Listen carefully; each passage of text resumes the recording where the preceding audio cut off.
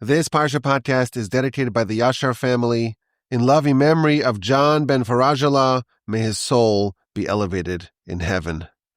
I have to tell you that we outfoxed the Apple podcast algorithm.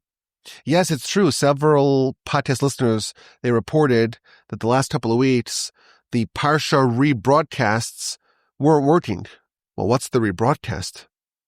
Every year, we have a different theme for the Parsha podcast. And several years ago, we tried to cover the entire Parsha in about an hour, all the major themes, the storylines, the narratives of the Parsha, tried to cover it all, not just one or two or three major ideas. And ever since that year, we re-released that show, that episode each Sunday. We called it the rebroadcast. So everyone knows that this is not new. It's from a few years ago.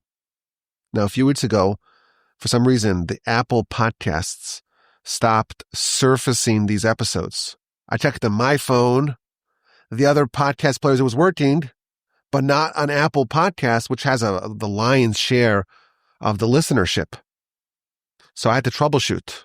Maybe the title, it says rebroadcast. Maybe it's the content. Maybe they have some sort of hash. So this week I renamed it The Rebroadcast. It was called Rebroadcast. Now it's The Rebroadcast. I also did a minor edit, and I'm very happy to announce that we outfoxed the Apple podcast algorithm. The rebroadcast, now called The Rebroadcast, is back. Thank God that's fixed. Please God, if there's any more troubles with that, if you have any problems listening, just send me a text, send me an email.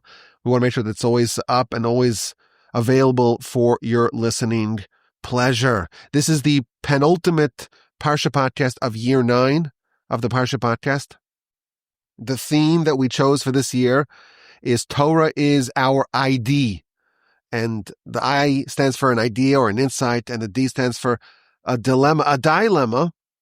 And this year we had the great privilege of recording it live on torchzoom.com Tuesday evenings at 8 p.m. Central.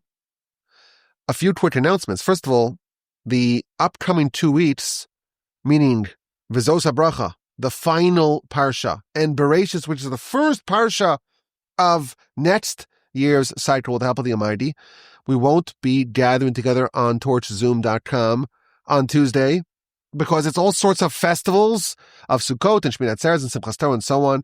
So please, I will get together again on torchzoom.com for Parshas Noach of next year's cycle of 5786. And that will be on October 21st with the brand new time. Instead of 8 p.m. Central, we're moving it a little bit earlier to 6 p.m. Central. But please, God, we hope to have another wonderful year of Parsha podcasts. And I'm happy to announce that we have a new theme. Yeah, there's a new theme for next year.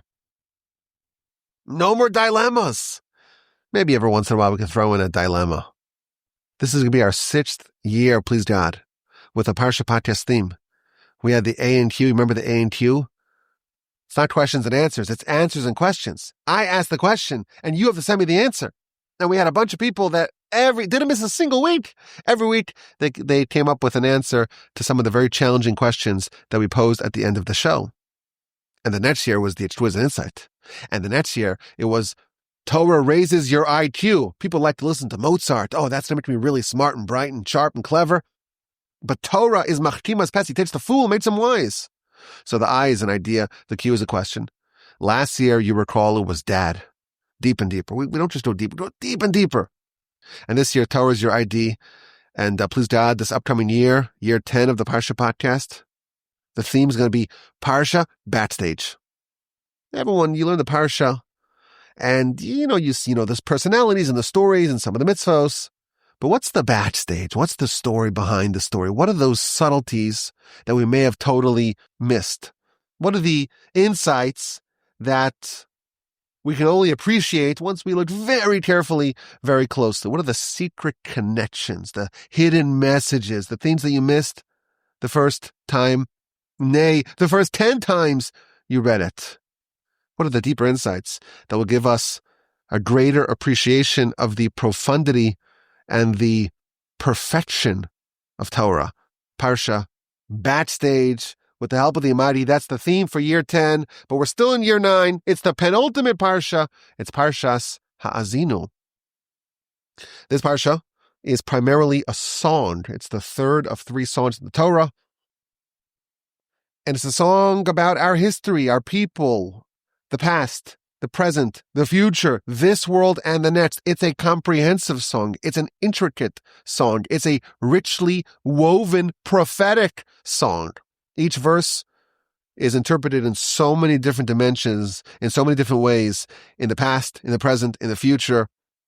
Essentially, our Parsha, this song encapsulates all of Jewish history, all of human history in 43 verses. Everything, both big and small, our sages tell us. Every person, everything is hinted to in some way in this most exquisite song. Broadly speaking, the Ramban tells us that there are several meta themes in the song. It starts off with the kindness that the Almighty bestowed upon us when He selected us, when He chose us to be His portion. And then it pivots to talk about the wonderful goodnesses that He bestowed upon us and how He bequeathed to us the lands of fearsome and great nations. And all the goodness and the wealth and the honor and the prestige and the prominence that He showered us with. And how that ecstatic high can lead to becoming fat and corpulent and can lead to rebellion. When things are good, we tend to forget God and veer away from Him and seek other systems of living and, God forbid, worship foreign gods. And that triggers the next part of the song. There's anger, there's wrath, there's punishment. There is redirection from heaven on high. And sometimes it gets so bad that there is exile, and there's pestilence, and there's famine, and there's ferocious beasts, and there is flaming swords. When scattered in all directions, in every corner, then at the end, there is reclamation. These are some of the major themes of the song, and all of them, the Ramban tells us, they all happened. When he's writing that commentary in the 13th century, looking back at a retrospective of Jewish history, it's amazing to observe, says the Ramban, just how uncannily accurate the words of this song are. Now, to try to cover the whole song, maybe we could do a whole year of Parsha podcasts. I was thinking, Parsha's voracious. There's so much. It's the one week it's the one Parsha we never have a full week to study. This year we only have 2 days. And it's maybe the most difficult Parsha to study. And every year I say, you know what, maybe we should do a whole year of Parsha podcast just on Parsha's voracious. Certainly, Parshas Haazinu is a candidate for similar treatment. So we're going to try to pick up 1 or 2 ideas that are powerful, are relevant, are instructive, and are topical that will enhance our understanding of the Parsha and be helpful for us as we prepare for the great and awesome day of Yom Kippur, which at the time of this recording is less than 24 hours away. The Parsha begins, Haazinu, lend me your ear. Haazinu hashamayim, Moshe speaking to the heavens, which is, again, you just read that, like, what does that even mean? How is Moshe talking to the heavens and telling them, instructing them? Midrash points out to listen, to pay attention. If you and I were to go cry out to the heavens would, maybe justifiably, ignore us. Moshe is summoning the heavens. Pay attention, listen carefully. V'sishma aretz, and let the land hear my words. Moshe, for some reason, again, this is discussed by all the commentators. Moshe begins his song, his prophecy, by addressing the heavens and the earth. And again, verse 2, you see just how poetic and how rich and how layered it is. Ya'arov kamatar litchi. My words, let them drip like rain. Let them flow, let my words flow like dew, like winds that shower grass, and like sharp rain that hits the vegetation. Moshe, again, we have to understand, what does this mean? Different types of rain, and why is Moshe comparing his words to rain? All this, of course, is discussed by all the commentators. Tishem Asher Ekra, let me summon the name of Hashem. Give praise to God. Moshe begins his song with the content part, and he tells us, verse 4, Hatzur Tamim Pa'alo, the rock. That's a reference to the Almighty, whose deeds are perfect. All of his ways are just. Kelumana, a God that's trustworthy. Ve'einavel, that is not corrupt. Tzaddik, he's righteous. V'yashar, who he is straight. We have a description of God. He's like a rock. He's reliable. He's perfect. All of his ways are just. He is trustworthy. Ve'einavel, there's no corruption. There's no falsehood. Moshe is praising God. He's righteous. He is straight. Now, if you were to read this verse and say, okay, we're praising God Almighty, what are we going to say about him? Well, he's called like the rock. It's one of the names of God in the Torah. Tzur Yisrael, the rock of Israel. He's reliable. Okay, why does Moshe use that term? All the commentators talk about that. He's perfect. All of his ways are just. He's reliable. He's not corrupt. He's righteous. He is straight. He's upstanding, so to speak. Now, does this sound like much of a compliment? God is not corrupt. That sounds like a very low bar. What's Moshe saying? Einavel, God is, his ways are just, are righteous, and he's not corrupt. If we were to have a human judge, we would hope that many of these descriptions of God would apply to the human judge as well. To be straight, to be fair, to be trustworthy, to not be corrupt. This is Moshe's opening salvo of our song, and he's praising Almighty God. His ways are just. He acts with justice. Ve'einavel, and there's no falsehood, there's no corruption. What sort of praise is Moshe bestowing upon God? It seems quite muted. This question is asked by some of the commentators, and the answer, courtesy of Rabbi Israel Salanter, very interesting, very powerful, a bit surprising, and very topical. We're now a day before Yom Kippur. This is the end of the 10 days of repentance. This is part of the day. It's preparing for the crescendo, which is the Ne'ilah, which is the sealing of the judgment. And if we're forward-looking and we're taking this seriously, we're thinking about ways to make sure that we end up with a good judgment. This insight that we're going to learn about our Parsha, it's probably the best way, the best insight, the best tactic to tip the scale in our favor in the judgment that's concluded on Yom Kippur. Suppose there's a criminal. He did a crime, and it's on camera. There are witnesses, evidence. He's guilty. Well, he's going to be arrested. Terrible. There's a crime. But there's a system of justice. Well, he's arrested. In our system, there's a trial. A jury of his peers. And in the trial, what do? They present the evidence. What do we know? What can we prove? And the objective of the trial is to investigate. What happened? Was there a crime or not? And to arrive at justice. To arrive at a verdict that's true, that's not corrupted. And what happens if the guy was actually guilty? It's unanimous. The jury agrees. Everyone agrees. They're guilty. So what happens? Well, they have to face the consequences of their behavior, of their choices, of their crime. So what happens? Well, it depends. What did they do? Some crimes maybe have a monetary penalty or probation, or maybe there's capital punishment. Terrible. Or they go to prison. Whatever the punishment is, it's fitting for the particular crime that they did. Now, suppose they get the punishment a year, 12 months in the slammer. It's awful. It's terrible. I did hear, by the way, that some of the prisons have access to podcasts, and I've gotten lots of communication from people who are paying their price to society, and hopefully these podcasts can be insightful and rehabilitating for them, which is interesting.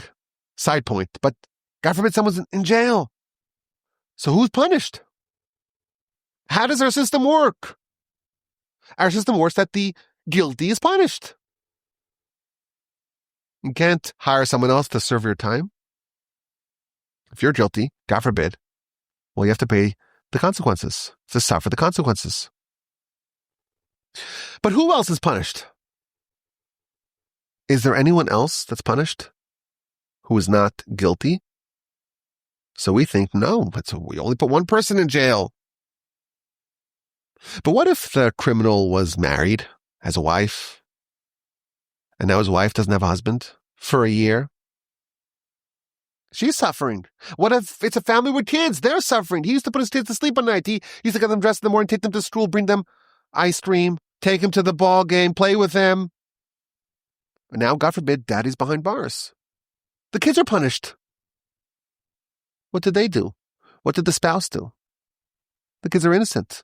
Why is our system punishing a child who's innocent? A spouse who did nothing wrong.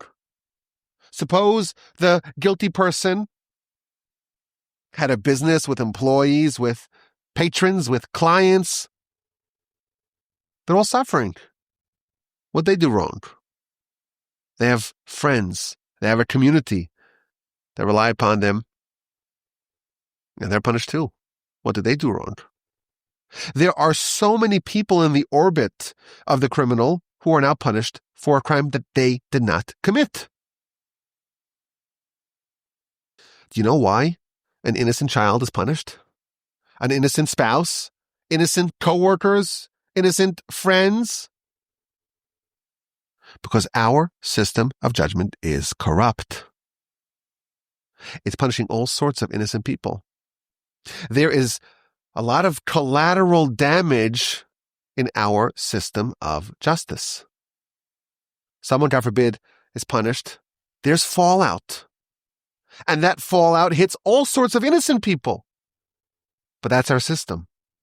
In our system of justice, there is injustice. We try to do our best, but our system necessitates the punishing of innocence.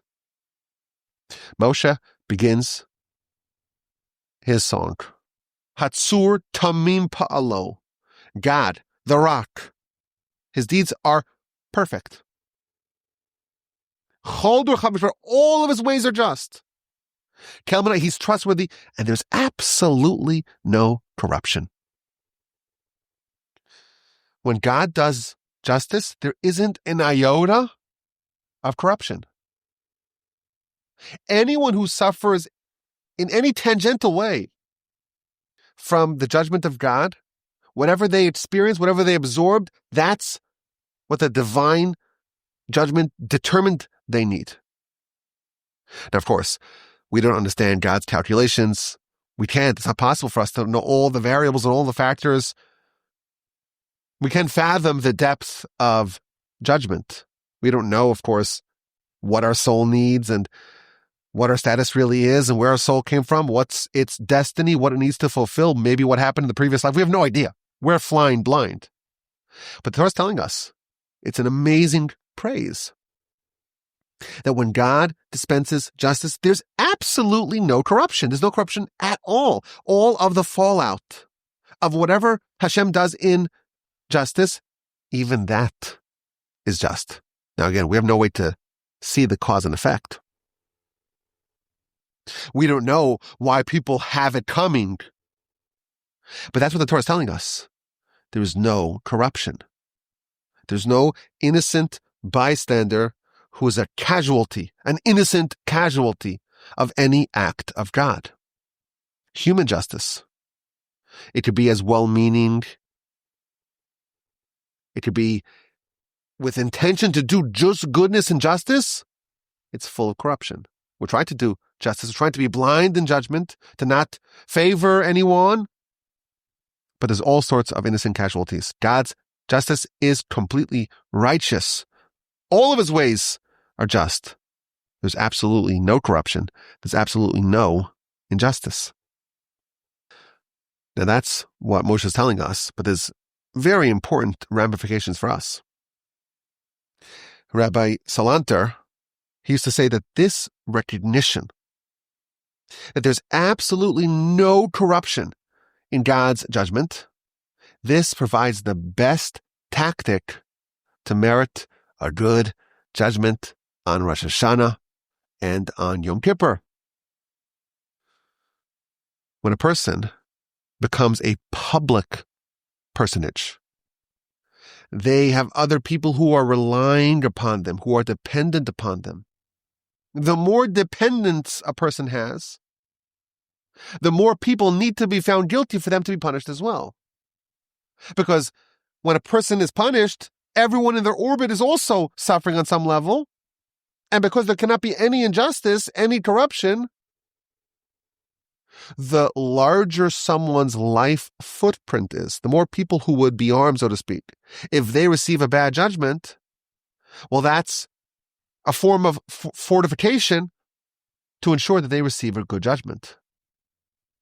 God will not punish anyone, will not render a difficult judgment to anyone if any outgrowth, any ramification, any consequence of that is corrupt. And therefore, says Rabbi Salanter, you want to know the best way to ensure that you have a good judgment, Rosh Hashanah Yom Kippur? Make sure that you're a person who does so much for so many people, and that would, in effect, mean that anything bad that happens to you would necessarily have to happen, some degree of that would have to happen to all of those people, and that's the way to protect yourself. Most people, they live for themselves. After all, when you're hungry, you got to feed yourself. You have to breathe for yourself. You have to sleep for yourself. You have to take care of yourself. And that's, of course, well known and understood. There's an insight in humanity. It's possible to live for others as well, to care for others as well, to invest your life not just to advance your own existence, but the existence of others. Of course, that's what it means to have a family, right? How come when some random person wants dinner, I don't have to pay for it, but it's my kid who wants, I got to pay for it? The essence of having a family is expanding yourself to say, there are other people who are now just a part of me, an extension of me. And that could go even further. When someone becomes a kind person like Abraham, the whole world he cared for. The whole world he tried to help. The whole world he would provide food, hospitality towards. He's the model. He's the paragon of kindness. And we try to emulate him, to try to, of course, be there for our family, for our children, for our spouses, for our siblings, for our parents, for our friends, for our classmates, for our community. And the more people rely on a person, the more that someone is a public personage, they're responsible for others, for the community, for their whole city, the larger the footprint of their responsibility, the more people they're connected to, the more people are dependent upon them, the more protection, Rabbi Salanter says, they have in judgment. The more people that would be affected by you, God forbid, by someone, God forbid, getting a bad judgment, the more likely it is that God says, okay, well, there can't be any corruption in judgment. This person, I cannot touch, or I have to give him a good judgment, or else there would be corruption. And therefore, says Rabbi Salanter, the best advice and the order of the day, what are we trying to do? One of the things we're trying to do here is to say, I want to live for other people. And that will guarantee, nothing can be guaranteed, we don't know the ways of Hashem, but that is the best tactic to ensure a positive judgment, to be a person, to be a man, to be a woman who is dedicated to others, who's committed to helping the public. And the more people you're helping, the more people you're involved with, the more people who need you, who rely upon you, the more likely it is that you're not standing by yourself in judgment. It's not just me in judgment. It's everyone who is in my orbit, who is connected to me. They're also in judgment together with me.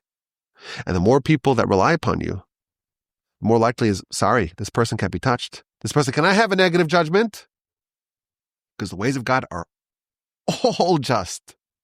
And there's absolutely no shred, no scintilla of corruption. Maybe this is why we read this section during these weeks. Last week in Shul, it's the Shabbos Shuvah, it's the week between Rosh Hashanah and Yom Kippur. And by Mincha they read Haazinu, Hatzur Tamim Pa'alo. We read this verse. Monday, that's yesterday, at the time of this recording, I had the great privilege of being in Shul when we read from this portion of the Torah. There's no corruption at all. It cannot be that someone who is innocent is going to be negatively affected by God's judgment. Says Rabbi Salanta, that's the solution. That's the best tactic to be meritorious in judgment. And we see that this is really the mark of a great person, the definition even of a great person in the Torah. It's interesting that in the Talmudic parlance, someone who is a great person, that the term is actually a large person. A Gava Rabba or Adam Gadol, a large person. Because the definition of someone's greatness is how many other people are they including underneath the definition of who they are. And of course, the greatest leader we've ever had is Moshe. Why was Moshe selected to lead the nation? Why was Moshe chosen? Sure, he had great pedigree. He's a Levite. His father is Amram, but why Moshe? So the Midrash tells us the first episode of Moshe's life as an adult. Chapter 2, verse 11 of Exodus. Vayigdal Moshe. Moshe grew up, which means he grew up. It also means he expanded. He became large. Vayetze elachav, and he went out to see the suffering of his brethren. Vayarbis avlozim, he saw in their suffering. And then it says he saw an Egyptian man striking a Hebrew man of his fellow. And the Midrash gives us some more details about what happened in this opening episode of Moshe's adulthood. The Midrash notes that it says in one verse, it says Moshe saw, Vayar, he saw, it says it twice. So the Midrash gives us more insight into what Moshe saw. It said that he noticed not just the suffering of the masses, he saw the particular details of every person's plight. He saw that one person was really big and strong, was forced to do a task really designed for a much smaller person. And a man was given a woman's job, and a woman was given a man's job, and an old person was given a young person's job, and vice versa. And Moshe said, I'm a prince, but I'm lowering myself. And he went to help every individual that he was able to help. Concludes the Midrash. Amar HaKadosh Baruch Hu, God said, you left your own affairs, and you went to witness and suffer alongside the plight of your brethren, and you treated them like equals, like peers, like brothers. I am going to depart the higher realms, and I will speak with you. Why did God speak to Moshe? Why did God appear to Moshe and bestow upon Moshe the Torah, to use Moshe as the conduit to deliver the Torah to humanity, to the nation? Because Moshe exhibited this quality of caring for others, of trying to help others, of expanding himself. He became great. He became large. He expanded himself to incorporate within himself others. Our sages tell us, Shakrul Moshe keneged kol Yisrael. Moshe is equal to all of Israel. Moshe had such an expansive personage that within him was every single member of this nation. And that's why he was worthy to lead them. Any judgment on Moshe was effectively a judgment on the entire nation. Now, after 40 years of leadership, Moshe had to be replaced. Moshe needed a successor. And of course, Moshe's successor was Joshua. Why was Joshua selected? Chapter 27, verse 16 of the book of Numbers, Parsha's Pinchas. Moshe asks God to appoint a successor for him, and it's a very unusual verse. Yifkod Hashem Elokei Haruchos. Appoint God, the master of all the spirits, L'chal basar, for all flesh. Very unusual terminology. Appoint a man upon the congregation.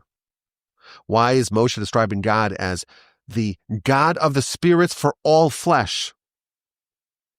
So Rashi explains that Moshe is saying to God, you know the uniqueness of every individual, how everyone's different. Appoint for them a leader who will suffer, who will tolerate every individual based upon their own unique individual characteristics. We're all different. And we all tolerate ourselves. Everyone has idiosyncrasies, eccentricities. A person tolerates themselves. Why? Because that's me. A great leader tolerates all these people, and everyone's different. Everyone's got a different mishagas, a different idiosyncrasy, eccentricity. A great leader tolerates them all. Why? Because the definition of a great leader is someone who expands themselves to include all of those people, all of their constituents within themselves. You tolerate yourself. You tolerate others because you view them as an extension of yourself. It's a very powerful idea. Us humans, we don't need to be limited to ourselves. We don't need to be just selfish, caring about ourselves. That's how we start off life. That's a baby. Baby cares only about themselves. But as you grow, as you mature, you become larger. You start to notice other people. Oh, there's other people in this world. And they're also dealing with, each one has their own package of things that they're dealing with, their own bundle of challenges. No one has a charmed life without anything going on. That's for animals and angels. We all have stuff going on. We're all dealing with things. And as you grow, and hopefully you begin to notice the people. Oh, there's other inhabitants, fellow travelers in this wonderful journey of life. And the hope is, and that's really that the Torah is helping us go along this path. Love your fellow as yourself. That includes all of Torah. That's the goal of Torah, to become a bigger person. Not just to live for yourself, to be selfishly cloistered in your own little cocoon. It's not easy, because you got to break yourself open. But it's not good for a person to be alone. At the beginning, where this is brought into existence, that's marriage. You take one person, you break them open, and you expand them to include another person. And the Talmud tells us, every man that's not married, hate to say this, for anyone who's listening who is not married, but that's what the Talmud says. Eino Adam is not a person. Why? Because the definition of a person in the Torah's eyes is someone who's not just living for themselves, who's broken themselves open to incorporate someone else in their life. The definition of a person is a great person, someone who could transcend their inborn, their innate selfishness, break themselves open to include others. And that's the official beginning of greatness. But the real transcendent ones, the Moshes, the Joshuas, the Abrahams, they expand and expand and expand. And they love others, and they care for others, and they have concern for others, and they tolerate others, and they bear the burden of others. And when they stand in judgment, everyone who's underneath the umbrella of their own existence, they're all there in judgment with them. And that's the best insurance as we enter Yom Kippur. Now, I will tell you something very counterintuitive that you're not going to like. You're not going to like it because it's going to violate everything that you ever heard from any responsible person. But at least the idea you can appreciate. The Chazon Ish said, you shouldn't get life insurance.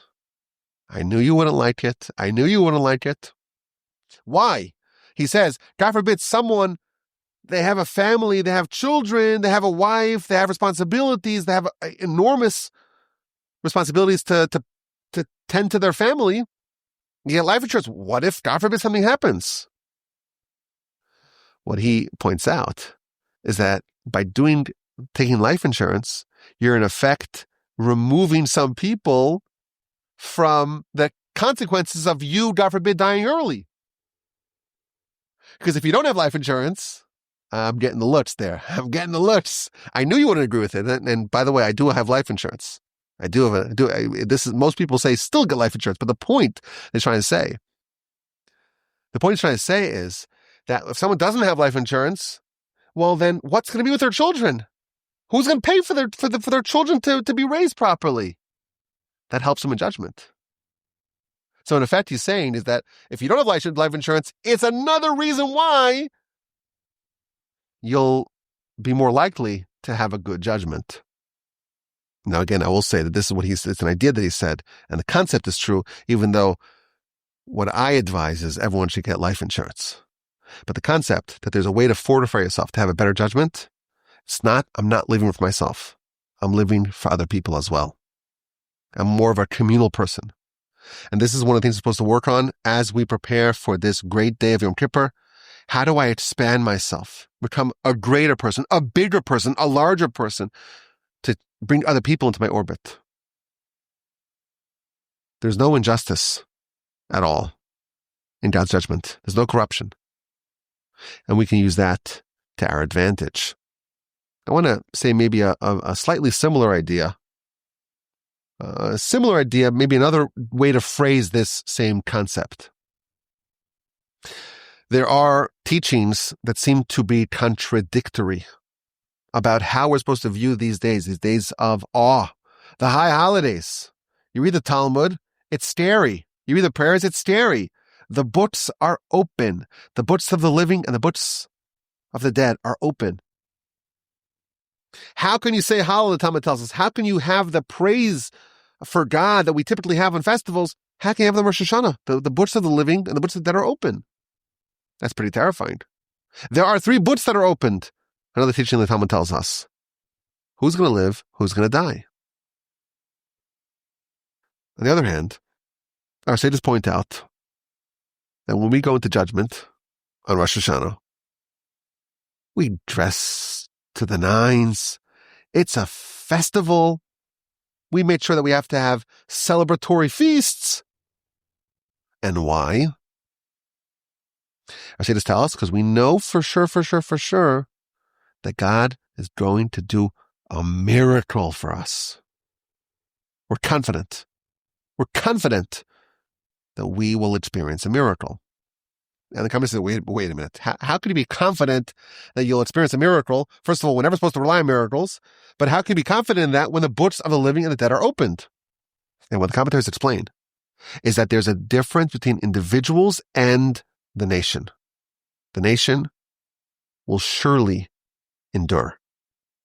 Individuals, well, then for them, we're not so sure. And therefore, just as we're told to expand ourselves to include others, and that gives us more fortification against a bad judgment,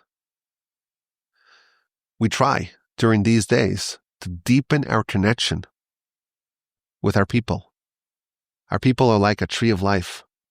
And anyone who cleaves to the people is part of the communal judgment.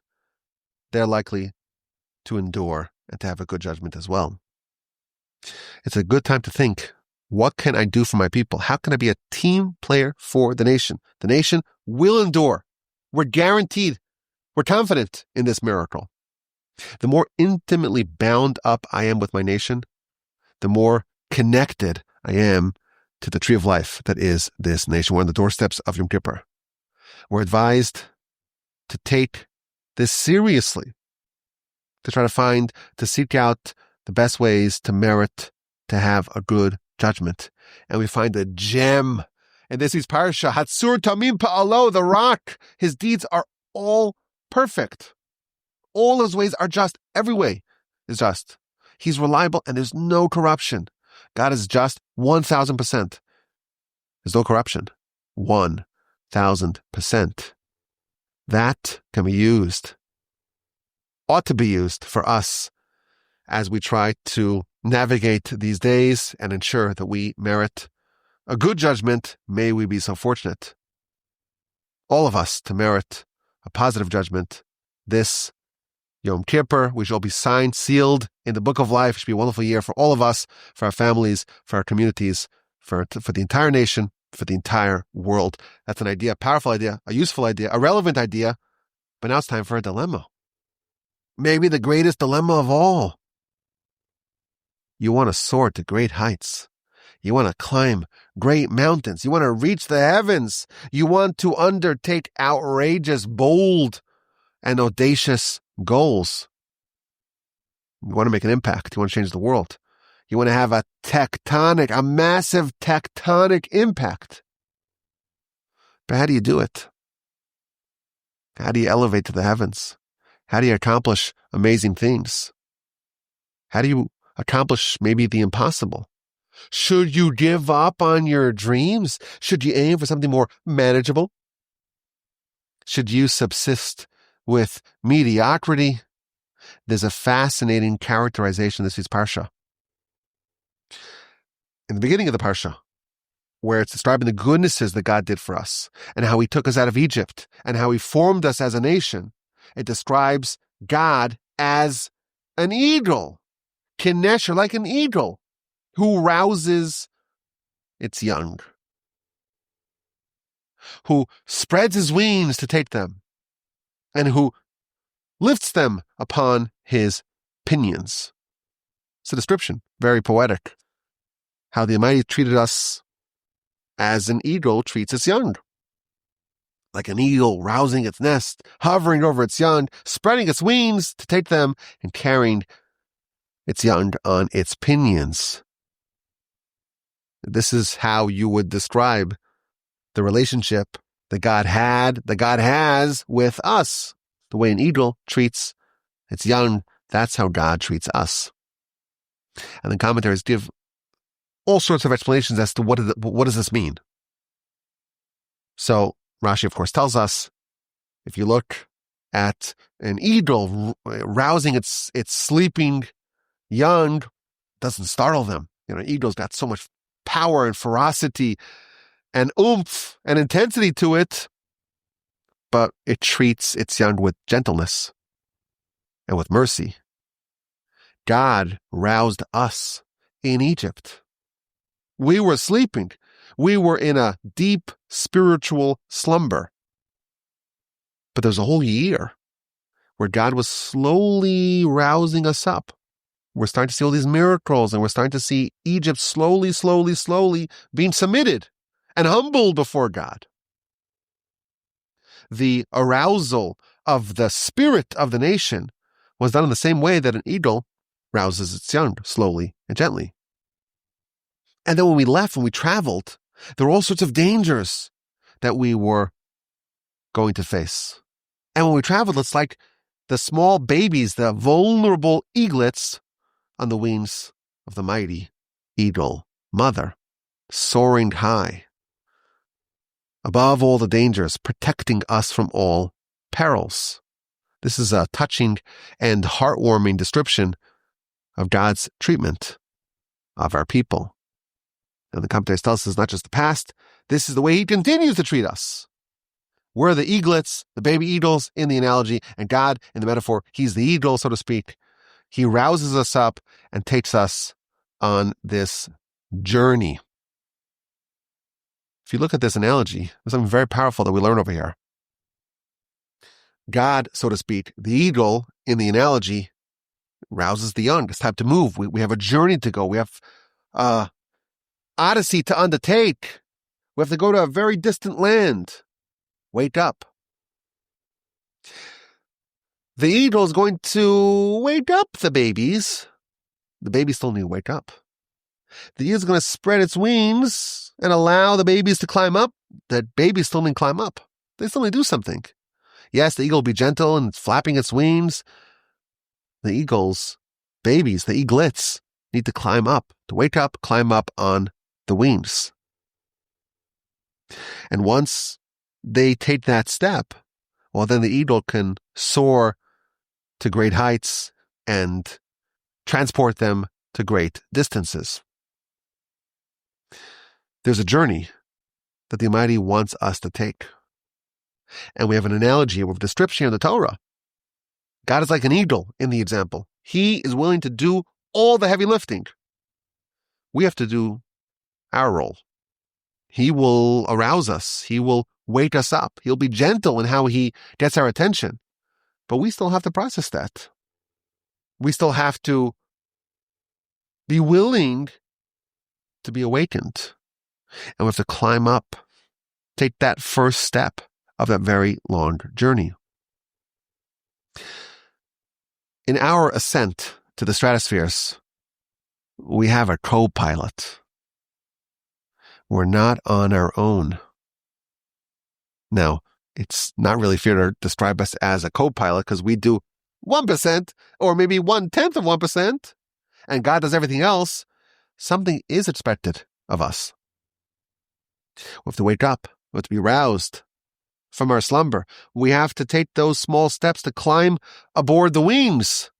But once we do that, once we take that first step, once we initiate our interest, our desire, our yearning to reach great heights, God pledges to bring us there. There's a very famous midrash that every child knows. Every child knows this midrash. It's a midrash about Mount Sinai. Mount Sinai, we're told, was a small, relatively small mountain. And the midrash talks about the dispute between all the different mountains. Which mountain will merit to have the revelation upon it? And the midrash tells us that all the mountains were jockeying to have the Torah given upon them.